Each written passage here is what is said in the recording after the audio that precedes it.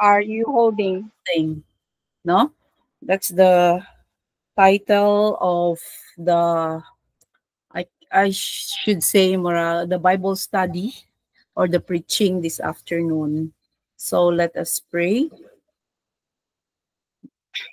Father, we just want to thank you, oh God, for preserving this Lord platform, for preserving our virtual fellowship for how many years already, oh God. Lord, salamat kaayo even for every Sunday afternoon nga imuhang gi-allow for us to gather together and learn of you more and deeper, oh God. Lord, I just pray that you really give clarity to everything that I say, oh God. Lord, I know nga gikan ni sa imo, and that Lord, I pray na ang tanan namong makatunan this afternoon, Lord, we will be applying this to our lives, Lord, our daily life, our daily journey in this earth, oh God, para sa makahatag may glory for you, to you, oh God. So Lord, I thank you for, I pray for a manifest presence this afternoon, and whatever na kanang come up with namo unsay amo ma-learn, oh God, all this will be for your glory alone. In Jesus' name, amen. Okay, the title is what jar are you holding? And we will be in the book of John in chapter 4, verses 1 to 20, 28 to 30, and 39 to 41. Okay. Ang goal for me today is to make you relate to the story of the woman. Kaning story, kaning John 4, sometimes it is called the Samaritan woman at the well.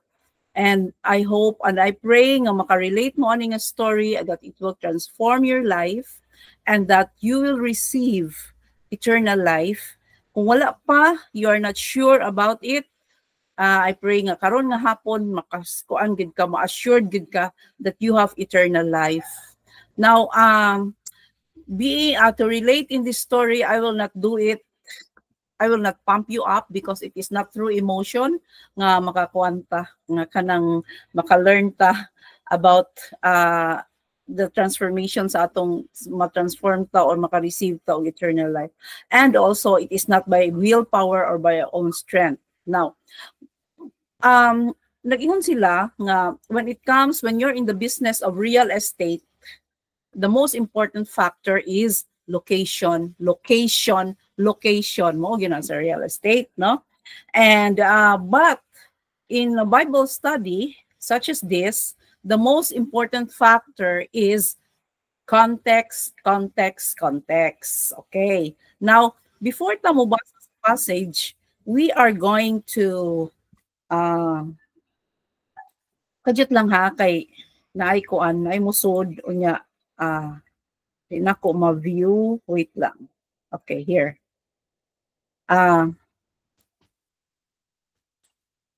Kanang mo look into kaning mo sulti lang ko dan that we will be looking into the kanang briefly into the cultural context and historical context of this passage. Now, when God created us, He gave us a choice to either love Him or not to love Him. Mo na ang choice nga gihatag sa Ginoo sa ato. Now,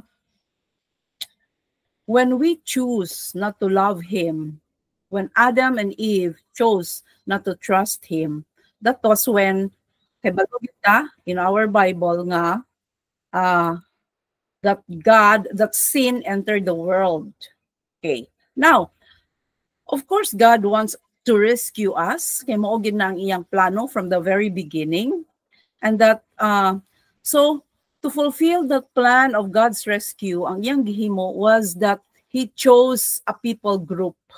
A people group nga diha matao, ang rescuer or ang Messiah.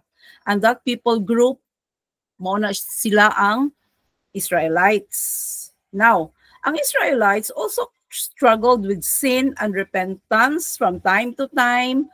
Mao na ang ilahang life, karon mo sin, sunod mo repent.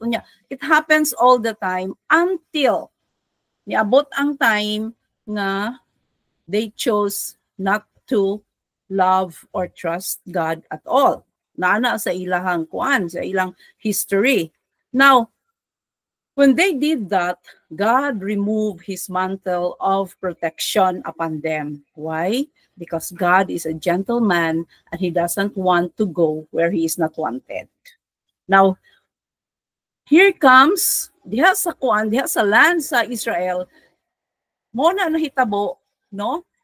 Here comes the Assyrians who conquered Israel, no? Because during that time, they were really kanang wala gid sila Ginoo. They really choose not to trust God. And the people group called Assyrians conquered them. Gi-conquer sila, nisod sa ilang kingdom. At first, it conquered the northern kingdom. Because the ang Israel gyud nga land, no, are divided sa panahon sa anak ni Solomon, na divide siya the southern kingdom and the northern kingdom. So ang southern kingdom was the part of Judea, and the southern kingdom was the part of Samaria and Galilee.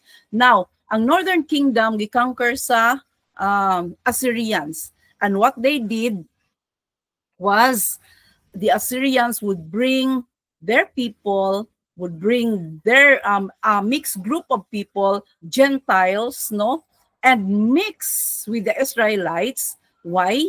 So that the nation of Israel, their identity and their name would be dissolved. And so a mixed group of people, kaya nag-intermarry naman ang mga Israelites sa mga Assyrians or other settlers, nag-intermarry man sila. So ang nahitabuan na a mixed group, no, of people, a people group emerge who are called Samaritan. So mo ni ang atong kuan karon, ang atong i-take up karon, the Samaritans. Now, ang Jews sa southern kingdom, meaning in Judea, really look down upon the Samaritans. Why? Because they call them impure or half-breeds. Di na nila matake ang imuhang pagka-mix nga dili ka pure nga Jew, di na nila matake. So they despised the Samaritans. They despise nila, they hate them, and they have always hostile relationship sila. So what they do, ang ilang pag-despise sa Samaritans, what they do, if ang Jews from Judea, southern kingdom, would like to go to the northern kingdom sa taas, they would make kanang bahala nagtagkas kay mga detours basta dili lang sila makastep upon Samaritan soil. Mao na ang ilahang kuan, mao na ang ilang historical context, no? Bisag kay going to Galilee, malabyan man gyud nimo ang Samaria, malabyan nimo. So what they do is they go east, dito sila magsubay dito sa Jordan River, dito until maabot sila sa taas, layo kayo, no? So that is the historical context of kaning Samaritan soil, mo ang nahitabo sa Samaria. Now, nakata karon sa chapter 4. But before that, because we want to see the context ba, let's see the context briefly. Siyempre, tagaan kag book nga basahon nimo. Dili mo ka diretso sa chapter 4, no? Musugod mo kag chapter 1. Now, briefly, in one sentence, chapter 1, makita nato diha that Jesus is fulfilling prophecy, and that mo na diha nga nag-form siya sa iyang team, gi-assemble niya iyang team. Now in chapter 2 makita nato diha nga ang si Mary was asking Jesus for a favor. Unya ang ingon ni Jesus sa iya, my time has not yet come, but he still performed a miracle, his first miracle, which was turning water into wine, no? And in a wedding in Cana. So nabantog dayon kung unsa si Jesus, he was really fulfilling. And then the Jews know nga kaning mga prophecies mo abot gyud na sila. Why? Because they were waiting kanang Messiah also man na mo abot na no. So in chapter 3 makita nato dito si a Jewish kanang religious leader went to Jesus during the night si Nicodemus, because he wanted to ask Jesus, he wanted to examine him, because he has heard and he saw all the amazing things that Jesus is doing, no? And that is when, in chapter 3, that is when Jesus gave us the gospel, the love story, which can be found in John 3:16. Can we say it together, John 3:16? Bisag kanang nakamute mo tanan. What is John 3:16? John 3:16, for God so loved the For world, God so loved the world that his he only gave begotten his Son, one and only begotten Son, that whoever whosoever believes in him shall shall not not perish perish but but have have eternal life. eternal life. So watch this ha, eternal life. Mo na ang atong highlight today. So here it is in chapter 4, but still we are not ready yet to read the passage, because this woman nga si Jesus was talking to has many marriages. Daghan kay siya og marriage 5 times, no? And the man that she is living with now is not her husband. So before we assume the worst in this woman, ato lang sa i-consider ang context, because back then, women have no rights. Women have no voice. Wala sila, ana. Di pareha karon, women are so empowered. Now, ang women in Jesus' time, they are married off early. Early sila, bata pa. I-marry na dayon. Why? Kanang ang ilang identity is kanang na-wrap up ba with their father or with their husband, kaya wag gid sila identity. So ang may tabuan na, there were so many premature deaths among women, kanang young women at that time, because during childbirth, no, walay mga hospitals, walay mga kuan, so daghan gid kayo ang death. And the worst is, kung bisag minyo na ka, your husband could easily divorce you. Dali ra kay ka ma-divorce, even for trivial. Kanang mga walay hinungdan nga mga butang, pwede ra ka na i-record, naka-record no? Kung di ka may muluto, na muhagok ka, mukuan ka nang, your husband can easily disown you. Kaya wala lagi kay right. Now, kung rejected po siya sa iyang bana, kanang, di po siya, she cannot also get a job for herself. Kay kung saon man nakakuan dili man wala may job for women at that time. So ang tendency gyud ana is that kung ma-divorce ka o ma-reject ka ingon ana kanang you have to remarry in order to survive. Tapos kung mahimo po siyang adulterer, we know nga ang adulterer or adulteress at that time is stoned to death, no? Pait kayo mahimong babae at that time. No? So, dili po siya ma-eligible for remarriage. Just we know, kay bako po nga ang mga concubines at that time are not recognized as married. So, ma-explain na to diha nga, ang ingon ni Jesus, ang comment niya nga, the man you are living with now is not your husband. Now, ang mga leaders at that time, ancient leaders, kanang would have looked kanang negatively ani nga woman. Unya tungod sa iyang daghan kaayo nga mga marriages, 5, no? Di ba sad sa iyon 5 ka marriages. So probably they must have thought kanang something was wrong with her. Unya ila gyud nang gipa kuan, and I'm sure nga they made it known to her na something is wrong with her. Pero ang ako lang isulti diri is that no matter how these marriages ended sa part ani nga woman, kay baluta nga this woman has experienced sadness, has experienced suffering, no, sa iyang life. Ang akong pangutana karon, how many of you have suffered, have experienced sadness and suffering in your life? Ang answer is, I think kitang tanan naka-experience kita ng sadness and suffering. And so now, kita na to ang context, we are ready to read John chapter 4, starting in verse 1.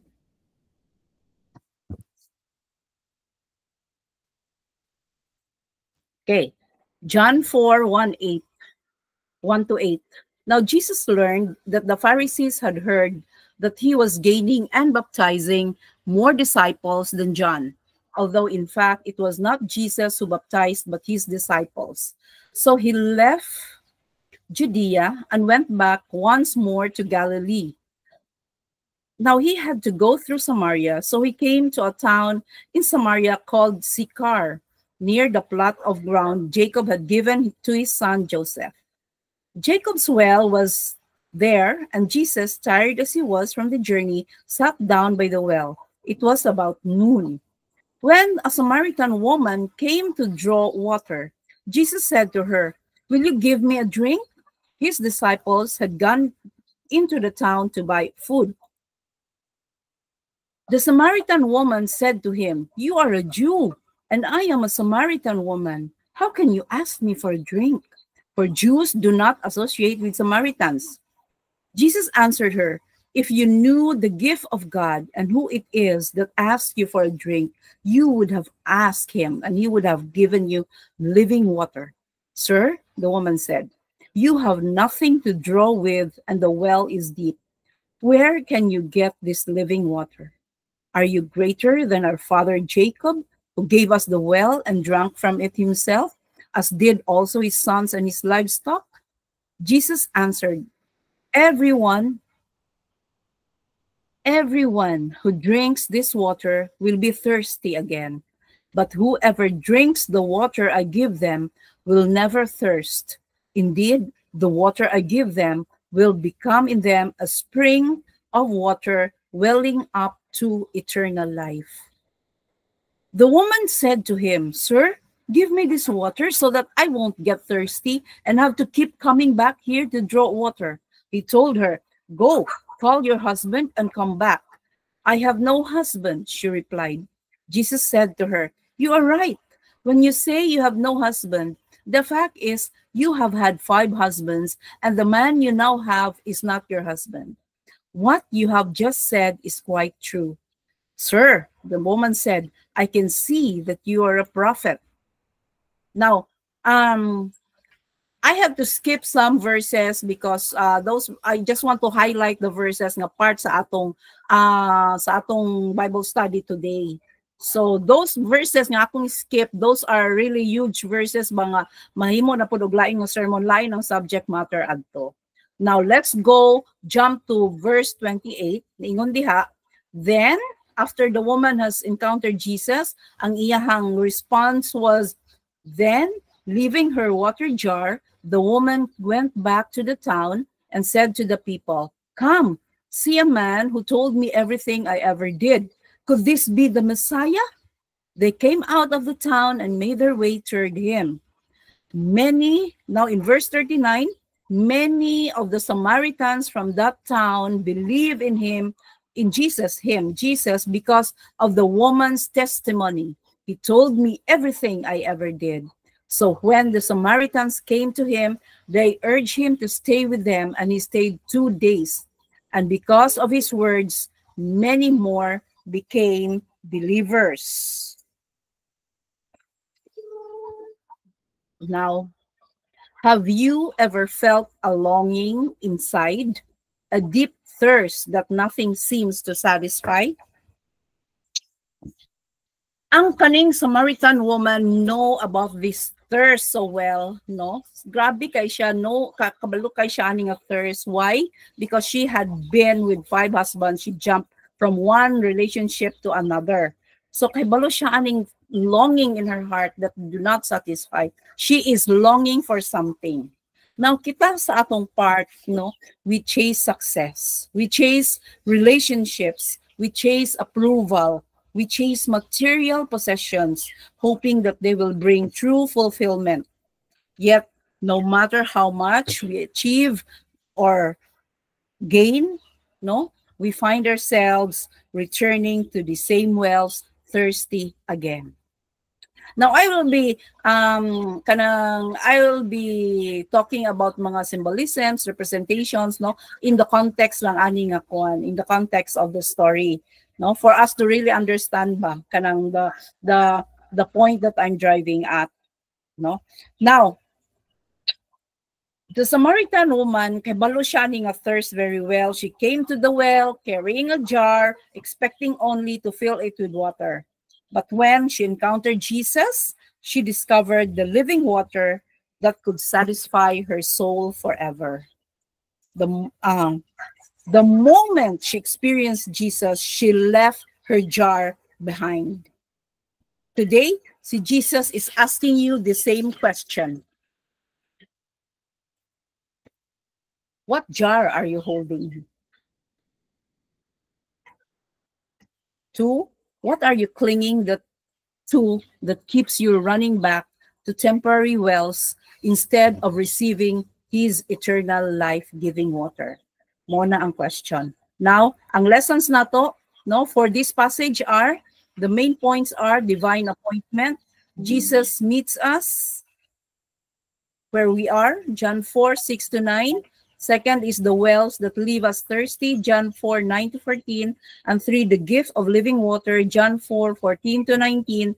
And 4, the jar left behind, John 4:28-30. And 5 is sharing the overflow, John 4:29-31. Now, let us go to verse 3 right away. Nag-ingon dito that Jesus and his disciples departed Judea and started north towards Galilee. No? Now, going to Galilee, they have to pass by Samaria.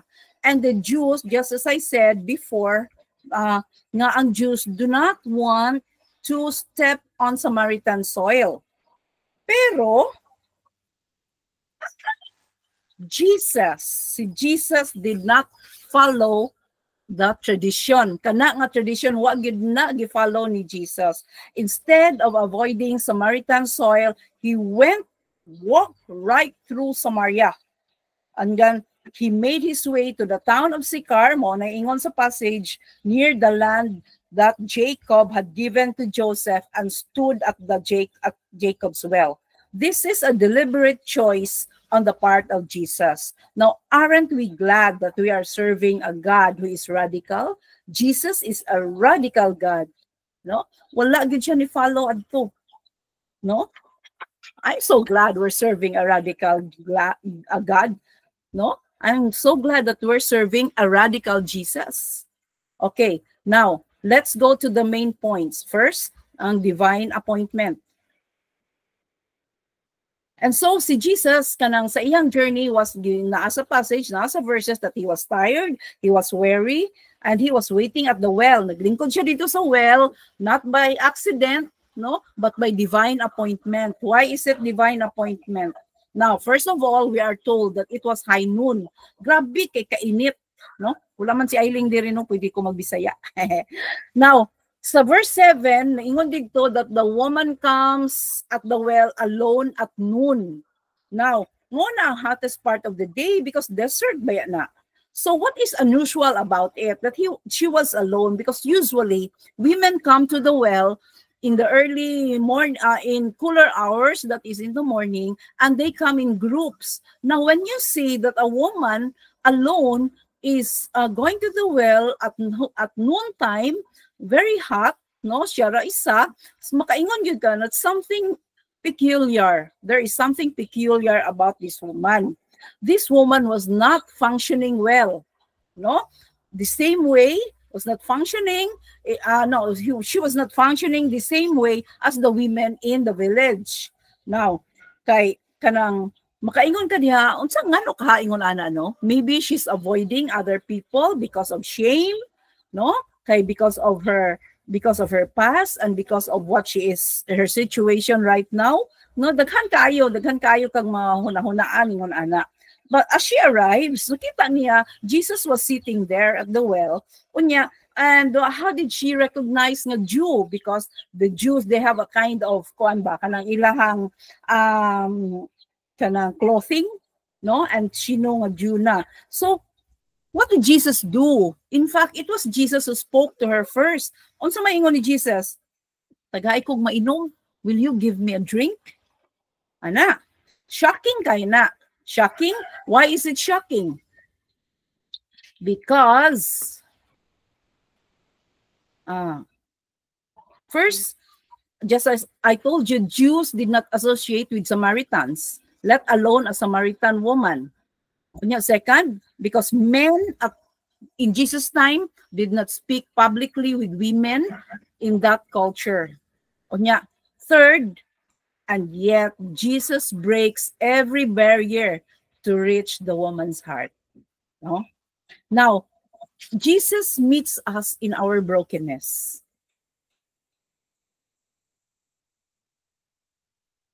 Unsa may giteach ana? Jesus meets us in our brokenness. No? Makita nato nga here.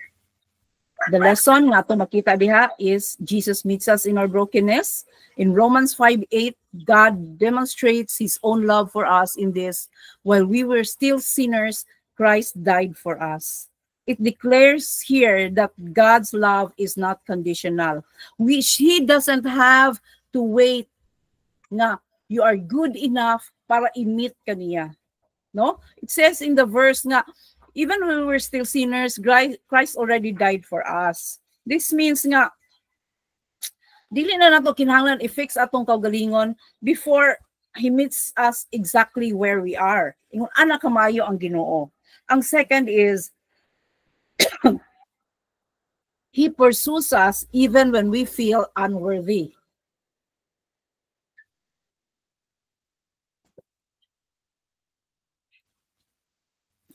And the verse, for the Son of Man came to seek and to save the lost. That is in Luke 19:10. Kaning Luke 19:10 is the verse where makita nato si Zacchaeus. That's the if you know the story of Zacchaeus, he was really not respected, and he was he felt distant. He was not he was rejected. He was a rejected person, pero si Jesus pursued him, no? And at that time, kanang gisought out gid siya ni Jesus, giingnan gid siya ni Jesus nga, I will dine in your house tonight. Ingon ana ba, no? And it transformed his life. Dili maghuwat si Jesus nga kitay mo pursue sa iya. Don't you know, nga siya gyud mo pursue sa ato. We don't contribute anything to our salvation, no? Except our sin. Mura na itong na-contribute sa salvation. Ato lang sala. Jesus doesn't wait for us nga kanang mo lagi na nga kuanta kanang good enough na ta na kuan na ta na cleanse na ta, no, dili siya ingon ana. And we have to know that nobody is beyond God's reach, no? Kanang ang love manggod ni Jesus sa ato is really unwavering. Unwavering, wala gi kanang dili gyud mapatay, dili gyud siya ma-discourage, dili ana siya ba, no? When he pursues us, he is relentless, no? Dili mo surrender, no? And ang pinakalami pa gyud is his grace is sufficient para sa atong tanan. Now, ang reflection, where is Jesus waiting for you today? Have you been avoiding him because of past failures? Now, main point number 2. Now, to continue with the story, the woman, kiniingon man si Jesus sa iya, can you give me a drink? The woman was easily put off by Jesus' request. Kanya ingon siya nga, you are a Jew. I am a Samaritan. Kanang, how can you ask me for a drink? Ano siya ba? So, ni kuan diri na parenthetical remark si John nga mo lagi na nga ang Jews do not associate with Samaritans. Why? Because mo na ako ingon sa inyo nga Jews despise them. Mo na ningon gyud ang woman nga Jew man ka, Samaritan man ko, how can you ask me for a drink? Now, this is where we get the most important conversation. Okay? Nya ni answer si Jesus. Jesus answered her, if you knew the gift of God and who it is that asks you for a drink, you would have asked him and he would have given you living water. Now, mo ni answer po dayon ang woman, sir, no siya kasabot. Siya unsa man ang living water? No siya kasabot, no? Confused. Sir, you have nothing to draw with and the well is deep. Where can you get this living water? Now, makakita gid nato right away that just like Nicodemus, this woman took the words of Jesus literally, no? Kanang living water ba? She was talking that Jesus was talking about kanang real water that you drink rather than kanang naa na siya spiritual implications nga behind sa iyang gisulti. Now, mo make sense man pod ang iyang confusion because in ancient times, people call fresh water, fresh spring water as living water. Ano bang ang living water sa spring ga-bubble up ganina siya? No, ga-bubble up from the ground, appearing to be alive. Murag buhi ba siya? In ancient times, people call that living water. So, naturally, ang babae, niingon thought nga, si Jesus was talking about a real spring, which is nearby. No, mo nang ihang sabot adto. So she counters, niingon dayon siya. Ni counter dayon siya nga, are you greater than our father Jacob, who gave us the well and drank from it himself, as did also his sons and his livestock? No? Ano siya? Mas great pa ka kang Jacob kay wala gay living water dire. What is this man talking about? No? What is this man talking about living water? And this well, this is the well that Jacob used to feed or to provide a drink for his family and his kanang mga animals, iyang mga stocks. Nun ano ba? And you talking about a living water? Ana gani? Siya, so mo na yung question, are you greater than our father Jacob? Ana. Little did she know, what did siya kay balo? Little did she know nga she is talking to the God of Jacob. No? Little does this woman know that ang iyang kaatubang, ang iyang kaistorya, mauna ang Ginoo ni Jacob.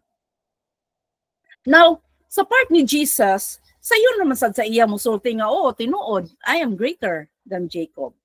Pero wala na niya gisulti outright, no?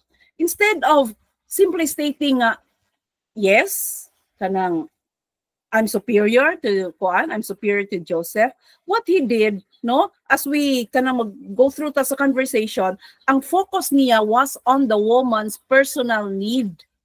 No? What siya ni focus ba sa iyang mga unsa-unsa pa diya? It is the woman's need. Why? Because kinahanglan makaibaw kita sa atong need. Kaibaw kita sa atong need before nato ma-encounter si Jesus, or else ma-encounter and then we see na need ay nato siya.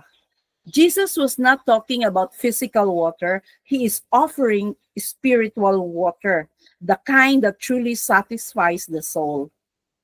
Now, ang goal ni Jesus was not to compare himself to Jacob, but to help the woman recognize her own deep longing for something that only he, Jesus, can provide. Because that woman was pursuing empty pursuits. Okay? Now, giingnan siya ni Jesus, everyone who drinks this water will be thirsty again.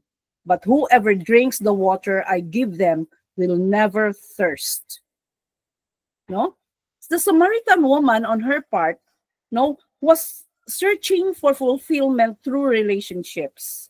Naala siya 5 kabana, unya ang the man that she is living in with now is not her husband. So ang ikaunom, no? So makita nato diha nga her heart was thirsty and she had been drinking from wells that ran dry.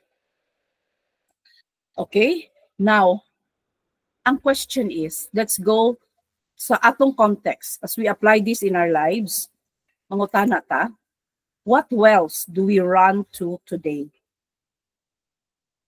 The well of success, thinking achievements will bring us lasting joy? Kung sa maingon sa scripture, what good is it for someone to gain the whole world yet forfeit the soul? Mark 8:36. Don't get me wrong, no? Kanang success is not wrong, no? Pero there is the danger of chasing success, worldly success, at the cost of our soul. Mao na gi-point out ni Mark, no? there is danger that is forfeiting the soul, no? Kung ga-chase lang yun ka, unya ang imong soul na bilin, wala na ignore nimo. Okay? Because ang society manggod karon ga-dictate sa atong nga ma-equate gyud ang success with wealth, with status, accomplishments, but Jesus reminds us that gaining everything externally means nothing if we lose our spiritual foundations, no? Ang success is not itself wrong, pero kung mao gina ang atong ultimate source of identity, kita and fulfillment, makalead gyud na to pride, no? Things that don't sit well with God, no? Exhaustion, emptiness. Okay? Now, what wells do we run to today? Kaduha, the well of relationships, hoping others will complete us. What does Psalm 118:8 says? It is better to take refuge in the Lord than to trust in humans. Because, kung sa maingon, ang relationships are a gift, relationships are valuable, but they cannot replace the security and fulfillment found in God. Okay? Why? Because men are just imperfect, and people can disappoint us, can misunderstand us, or even hurt us, and it goes both ways. Kita pod ingon ana pod, no, to them, because only God offers perfect love, no. Okay, and now third is, what wells do we run to today? The well of approval, seeking validation from people. Proverbs 29:25, fear of man will prove to be a snare, but whoever trusts in the Lord is kept safe. Okay. Now, ang fear of man is a trap gyud na. Trap gyud na. Muna di gyud ta kanang, we don't fear men, we only fear God. We don't seek approval. No? If we live for the approval of others, mahimo gyud ta we become enslaved to their opinions. Tinuod man na, di ba? Amen ba? No? Kanang gasik lang ta pirmi nga mo na atong makuan nga approve, pero di ta ka realize nga human approval is fleeting. It is temporary. Karon approve ka sa iya, sunod na pon nga kuan gilibak na kaniya, dili siya approve sa imo. But we have to remember that God's approval is eternal. Eternal ang iyang approval. That is why kita mo shift kita sa atong trust. We trust Him more instead of the shifting opinions of people. No? These wells may offer temporary satisfaction, but they will never quench our deepest thirst. Who is the true well? This is the truth. Jesus is the true well, the living water that satisfies eternally. John 4:14. When we drink from Him, we no longer need to chase success, relationships, or approval for fulfillment. Instead, we rest in His love, knowing that He alone completes us. Reflection. Have you been drinking from empty wells? Are you still running to things that leave you thirsty again and again and again? Now, third, the gift of living water. What is the living water doing in your life? What is the living water? What is this living water? Okay, let's go to verse 14. But ingon si Jesus, whoever drinks the water I give them will never thirst. Indeed, the water I give them will become in them a spring of water welling up to eternal life. Powerful truth. Okay? Powerful truth. The living water, the Holy Spirit nga ihatag ni Jesus sa ato will really work in us, pagdwell niya sa ato, and will really kanang ihatang himuon that we are in step with the eternal life that God is giving us the moment we drink of Jesus, the moment we receive Him, no? We drink of that living water, the Holy Spirit, no? And that will no, magkaanam na siya as you study His word, as you thirst for Him, as you go. well na for it wells up to eternal life. And what is eternal life? What does John 17, makita nato, ngon si Jesus, what is an eternal life? And this is eternal life, that they may know you as God, and that they may know me, him, they may know Jesus, the one that you sent, Jesus Christ. That is eternal life. Eternal life, when we talk about eternal life, it's not the quantity of life, it's the quality of life, abundant life. Maunay gusto ni Jesus nga mahitabo sa ato. Now, at the heart of Jesus' conversation with the woman, no, ang truth is, mauni ang powerful truth nga na-convey niya ba, nga every person has a deep longing that nothing in this world can truly satisfy. Now, atong gina-feel ang atong mga emptiness with na mga physical pleasures, emotional experiences, other things, no? Pero wala may mulast ana nga mga butang. What we truly desire, even if we really do not fully realize it, is eternal life. Maugid na, no? Even if we cannot, di ta kay baluba nga mo day na ang atong ginakuan, mo day na ang atong ginapangita, mo na nga dili ta masatisfied ani, di ta masatisfy ana, we do pursue other so many things, pero ngano wa may satisfaction, ngano makita nato even in very wealthy people, mga artista, mga unsa na sila, mga tycoons, ang uban maghiko gani because they cannot understand, they're not satisfied because gihatag man gud na sa Ginoo a vacuum in our hearts ba, that only a vacuum in our hearts, nag-ingon sa Ecclesiastes that only He can fill. Siya lang ang maka-fill ana, no? Si Jesus lang ang maka-fill ana nga vacuum na ata ana tanan. And we don't you know that we were created for eternal life. Only when sin entered the world nga we had been spiritually empty.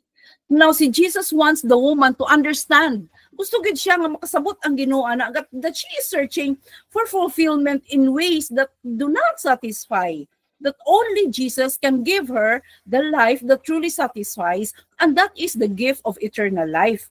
Now, in verse 15, ang woman, wa pa man gyapon gyud kasabot. The woman said to him, "Sir, tagai ko ani, give me this water so that I won't get thirsty and have to keep coming back here to draw water. Tagay ko ani, asa man nga living water, asa man nga spring."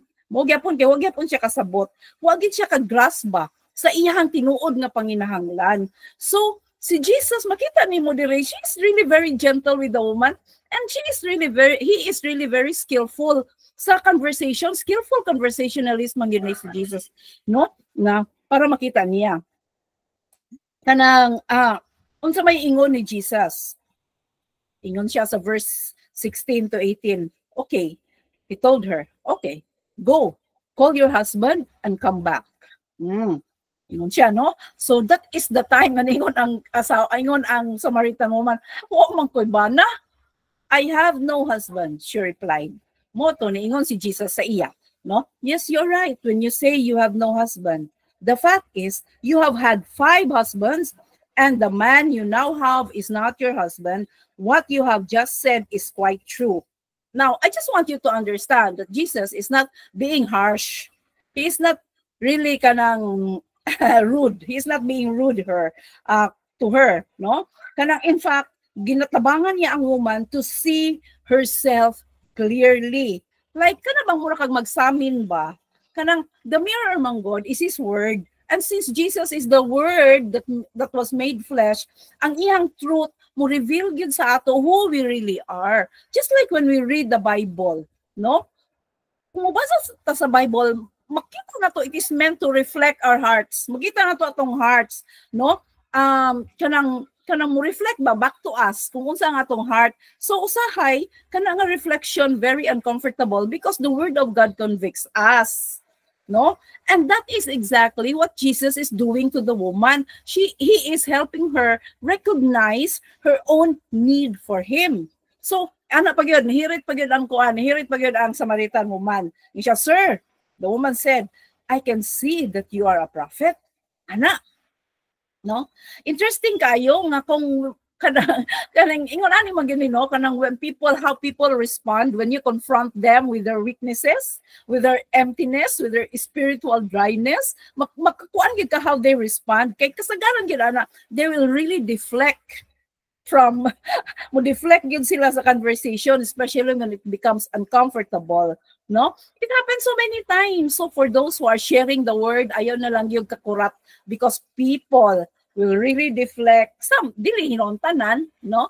Pero nagay mo deflect, especially kung mga serious matters na gani, especially when you deal with sin na. Kay because you cannot, what is the gospel, di ba? Ang sumaingon ni Jesus, repent. Oh, so mo po nang imo okay, repent. Ano ba? Pero natural response lang yun na. And Jesus knew how to gently guide people back to what truly mattered. Kay bao siya unsaon. So, ang Samaritan woman, ni-acknowledge siya sa insight ni Jesus, niingon siya, I perceive you're a prophet. Pero si Jesus wanted her to see something deeper, ang iyang spiritual emptiness, no? Because she had been married 5 times, gabi, yet no relationship had truly satisfied her. Gusto ni Jesus ma-recognize ang real need niya, ang iyang thirst, ang real thirst wasn't for another relationship. It was for the life only He, Jesus, could give. Now, so, pag humanap na, nihirit na gid siya, na-deflect na gid siya sa story. Niingon na gid siya. Although, na-encounter na niya ba, nisod na sa iya, pero, I don't know, ni-deflect pa siya, niingon na gid siya kanang nangutana na siya about the right place of worship, ano ba, no? So dako na kay nga istorya about the true worshipers, ingon man si Jesus, worship in spirit and in truth, but I will not mo skip ko diha because that is a very huge topic, no? Lain nga sermon. So let's go adto na ta, we will skip the topic kay mo lagi na dili ta mahuman. Now, what is the biblical truth? Ani nga kuan karon, aning gisulti ni Jesus. Biblical truth, salvation is a gift, not something that we earn. We have to be kanang ato ginang ibalik-balik because sometimes we go back to salvation by works, no? Kinahanglan makasabot gid what salvation is, that it is not by our own merits, it is not by what we earn. It is only by the grace of God. Balik-balik yun na siya. In fact, Ephesians 2:8-9, for it is by grace you have been saved through faith, and this is not from yourselves. It is a gift of God. What good kay gihimo. Okay? Entirely by grace lang yun, through faith ang salvation. When you believe, it is not by your own personal merit. On your second, Jesus breathes life into us, becoming born again. Okay? Now mo na ang kuan. When you receive Him, you become born again.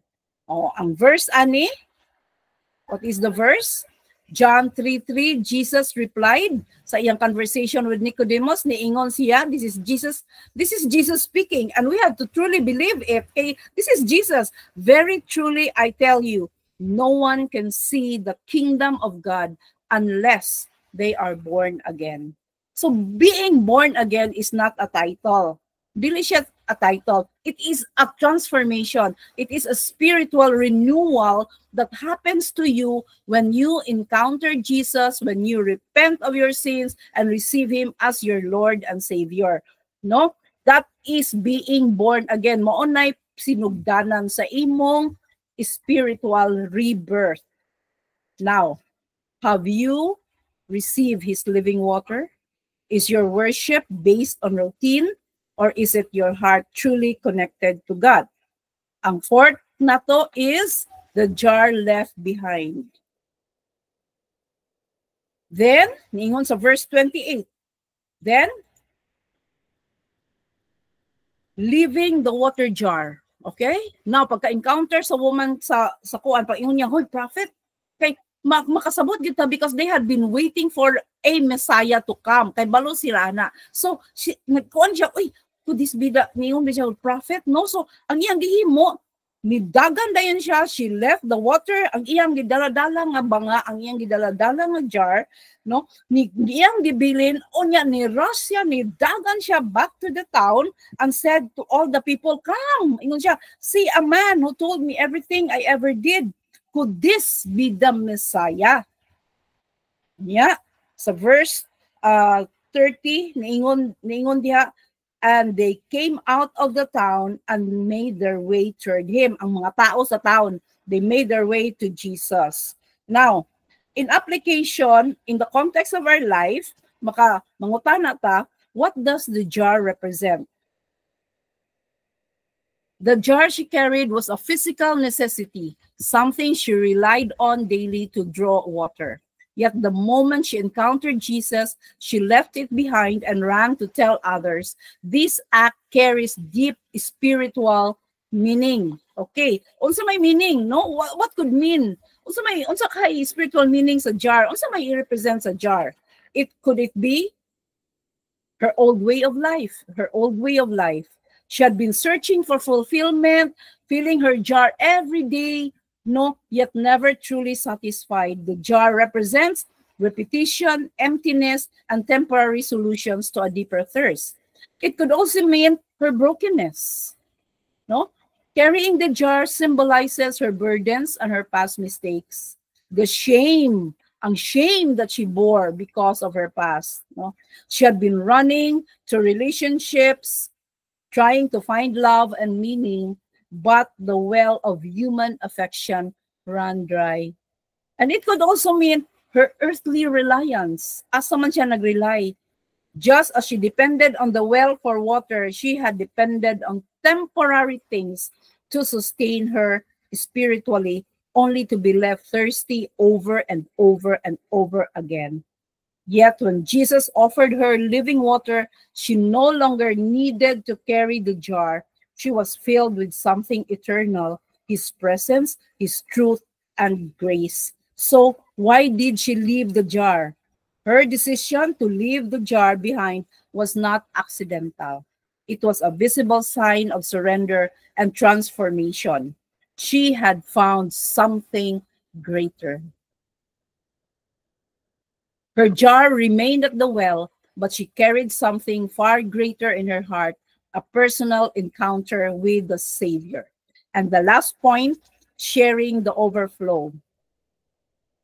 She became a vessel for others. The Samaritan woman had a troubled past, yet after meeting Jesus, she did not keep the encounter to herself.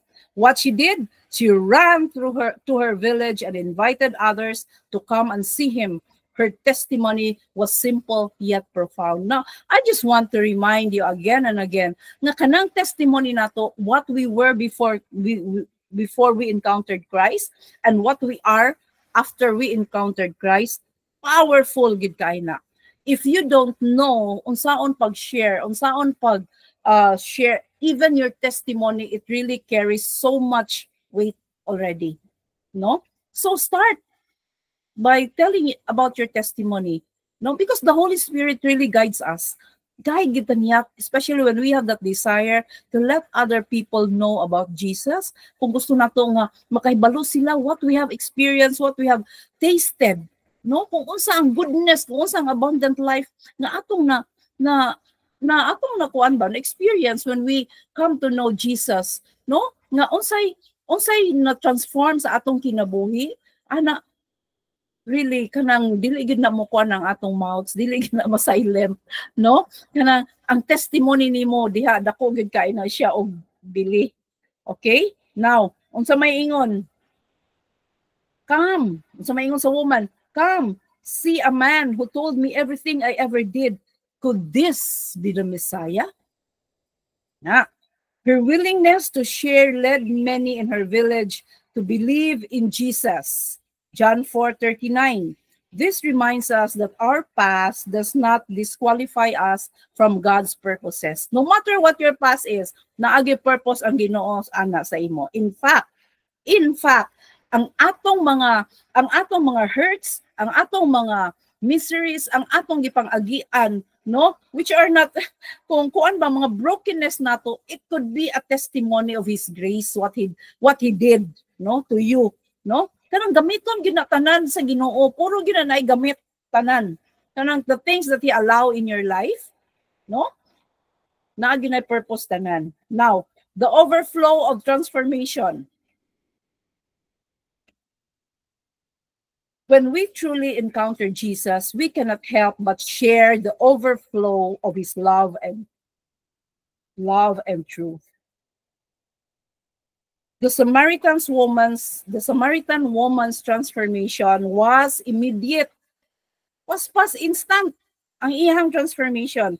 She went, no? Before she encountered Jesus, she went to the well alone. She had been avoiding people. The grabe ang iyang shame, nagibor, no? She went from those things to boldly proclaiming Christ. After na-encounter si Jesus, automatic na yung proclaim niya si Christ. Now, this teaches us that God can use anyone no matter their history or struggles. A personal encounter with Jesus leads to a desire to share Him with others. Amen. O ang atong testimony has power. It can lead others to faith. Now, the call to make disciples in Matthew 28:19, known as the Great Commission,